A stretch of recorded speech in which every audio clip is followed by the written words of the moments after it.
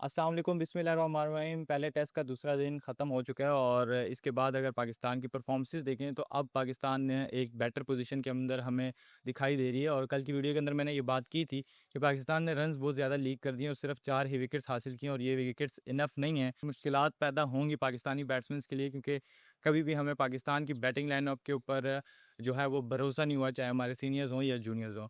On the other hand मैंने ये भी बात की थी कि अगर पाकिस्तान किसी तरीके से इनको 400 से अंदर-अंदर जो है वो रिस्ट्रिक्ट कर लेता है, तो फिर पाकिस्तान के लिए कुछ ना कुछ चांसेस होंगे। ग्रीन विकेट था और कल मैंने काफ़ी मैच के बाद ऑब्वियसली ये बात है सोशल मीडिया के ऊपर भी देखा, पिच रिपोर्ट वगैरह भी देखी, तो ये जो ग्रीन पिचेज़ बांग्लादेश या एशिया की सरज़मीनों के ऊपर बनाई जाती है, दिखने में ऐसा लगता है कि इसके ऊपर बहुत ज़्यादा बाउंस होगा या फिर बहुत फास्ट बॉलर्स को हेल्प मिलेगी। लेकिन ऑब्वियस सी बात है, एशिया की पिचेज़ हैं, यहाँ पर कुछ उस तरह का उछाल नहीं होता। अगर आप ग्रीन पैचेज़ रखोगे भी, तो उतना ज़्यादा फ़र्क पड़ता नहीं है एज़ कम्पेयर टू कि जैसे इंग्लैंड, ऑस्ट्रेलिया या साउथ अफ्रीका के अंदर हमें बाउंसी पिचेस मिलती हैं। लेकिन उसके बावजूद जिस तरह आगे आने वाला वर्ल्ड कप है उसको मद्देनज़र रखते हुए जो बांग्लादेश की टीम है, बांग्लादेश की मैनेजमेंट उन्होंने ये पिचेस बनाई और लग ऐसे रहा था कि शायद ये 500 के करीब जाकर शायद डिक्लेयर करें, क्योंकि पाकिस्तानी बॉलर्स के बस की बात लग नहीं रही थी। कल आखिरी स्पेल के अंदर मैंने कल भी ये बात की थी कि पाकिस्तान के तमाम बॉलर्स 128 से 130 के अंदर पेस पे बॉलिंग करते थे और जो आखिर में ग्राफ आया मैच के बाद उसके अंदर जो हाईएस्ट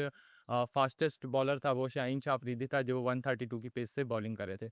अब इन सारी बातों को छोड़ते हुए वही बात है कि जो बंदा डोमेस्टिक को रिस्पेक्ट देगा, उससे परफॉर्मेंसेस होंगी और मोहम्मद अब्बास ने दोबारा प्रूव किया कि वो क्यों पाकिस्तान के टेस्ट के अंदर बेहतर तरीन बॉलर हैं। कल उन्होंने बड़ी अच्छी बॉलिंग की और आज जब उनको 400 एंड आई थिंक 13 रन्स के ऊपर जब हमने बांग्लादेश को रिस्ट्रिक्ट किया, तो उसके अंदर बहुत बड़ा हाथ मोहम्मद अब्बास का था और उन्होंने 5 विकेटें हासिल की।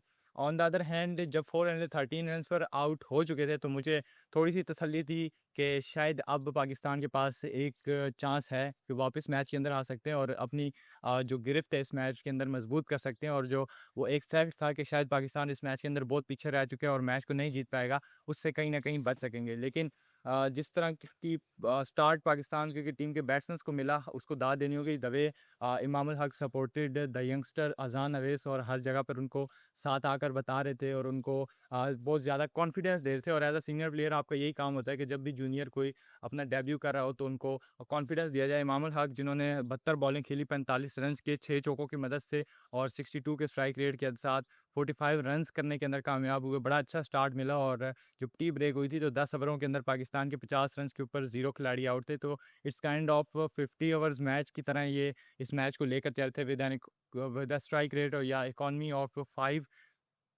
और बड़ा अच्छा स्टार्ट मिला था। और उस चीज़ को मैं चाहता था कि दोनों ही जो हमारे ओपनर्स हैं वो इसको लंबा लेकर जाएँ, लेकिन अनफॉर्चुनेटली जो इमामुल हक हैं वो स्पिनर के खिलाफ एलबीडब्ल्यू हो जाते हैं और उसके बाद दूसरे यंगस्टर अब्दुल्ला फ़ज़ल जिनको रावलपिंडी की टीम के अंदर इस मर्तबा रखा गया था, उनको चांस मिलता है और वो बाबर आज़म की जगह ऑब्वियसली इस मर्तबा प्लेइंग 11 का हिस्सा बने हैं। 37 रन्स उन्होंने किए हैं with an average of with a strike rate of 47 और 6 चौके इनकी जो इनिंग है उसके अंदर शामिल है। और जितनी तारीफ़ की जाए इन दोनों यंगस्टर्स की वो कम होगी। ख़ास तौर पर अज़ान अवैस दिखने में बहुत दुबला-पतला लड़का है, 2004 के अंदर इसकी पैदाइश है और तकरीबन 1 साल शायद मेरे से बड़ा है, 21 साल और कुछ दिनों का ये लड़का है और हमारे सीनियर है ऑब्वियसली।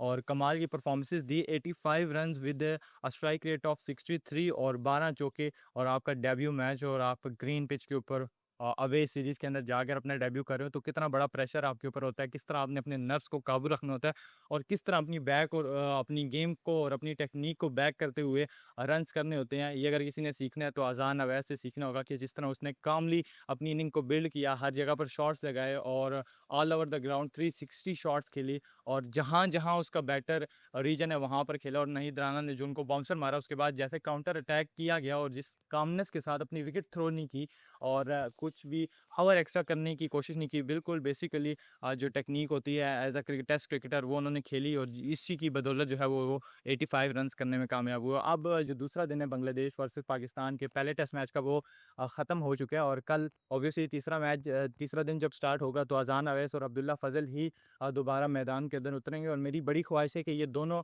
कल के मैच का जो पहला सेशन है एटलीस्ट वो खेलें, इसके अंदर विकेट ना गिराएँ और अज़ान अवैस अपना डेब्यू 100 जो है वो कंप्लीट करें। On the other hand Abdullah Fazal भी अपने 100 की तरफ जाएँ और ये दुनिया को बताएँ कि हमने भी इंटरनेशनल क्रिकेट के अंदर एंट्री मार ली है और हम भी आगे आने वाले टाइम के अंदर रूल करने लगे हैं। और अगर टेक्नीक की बात करें तो मुझे अज़ान अवैस जो है वो बेटर टेक्नीक के साथ खेलते हुए दिखाई दिए हैं। ऑल ओवर द ग्राउंड खेला, बैक फुट बड़ा तगड़ा है, फ्रंट फुट के ऊपर कमिट करते हैं, जो बॉल मिडल करते हैं, जिस बॉल को मारना चाहते हैं वो लगता है और वो जाता भी है बाउंड्री की तरफ।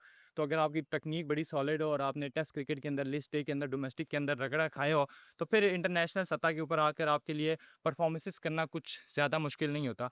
मैंने इनके डोमेस्टिक के कुछ स्टैट्स भी निकाले हैं। अज़ान अवैस ने 33 डोमेस्टिक मैचेस खेले हैं, जिसके 59 इनिंग्स के अंदर 2673 रन्स हैं with a higher score of 203, मतलब कि 200 भी लगा चुके हैं।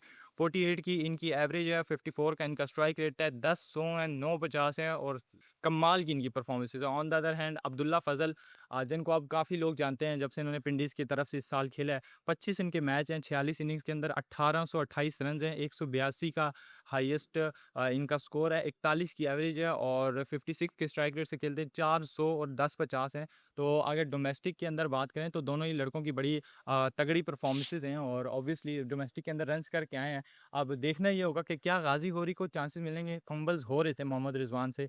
अब बड़ा अहम क्वेश्चन है कि रिजवान विद द बैट दोनों इनिंग्स के अंदर कैसा करेंगे, क्योंकि आपके तीनों टॉप ऑर्डर प्लेयर ने कमाल की परफॉर्मेंसेस दिखा दी हैं और रन ऑन द बोर्ड किए हैं। और उसके बाद अगर रिजवान या शान फेल होते हैं तो फिर कंसर्न है यसाऊ या आगा, क्योंकि ये हमारे मोस्ट सीनियर प्लेयर्स हैं, मोस्ट एक्सपीरियंस्ड प्लेयर हैं। अगर ये रन्स करने में कामयाब नहीं होते तो फिर मुश्किलात पाकिस्तान के लिए होंगी। 179 फॉर 1 पाकिस्तान है इस वक्त, तो तकरीबन half of the score Pakistan ने अचीव कर लिया और शायद कल के दूसरे सेशन तक ये 400 के करीब पहुंच जाएंगे। तो इस वक्त अगर सिनेरियो देखें तो आई थिंक दोनों ही टीम्स बराबर हैं। शायद पाकिस्तान का थोड़ा सा अपर हैंड होगा क्योंकि स्कोर अच्छा है, विकेट्स गिरी हुई नहीं है, लेकिन कभी भी पाकिस्तान को कोलैप्स आ सकता है और मुझे ऐसा लगता है कि ये मैच 5वें दिन पर जाएगा और 5वें दिन के अंदर ही जाकर ख़त्म होगा। होप्स हो कि पाकिस्तान के दोनों यंगस्टर्स कल आकर बड़ी इनिंग्स खेलें और अपने डेब्यू को सेलिब्रेट करने के लिए कुछ नया अचीव करें और अपने आप को और अपने जो घर वाले हैं उनका नाम रोशन करें और ये अनाउंस करें कि हमने इंटरनेशनल सतह के ऊपर कदम रख लिया और हम आने वाले वक्त के अंदर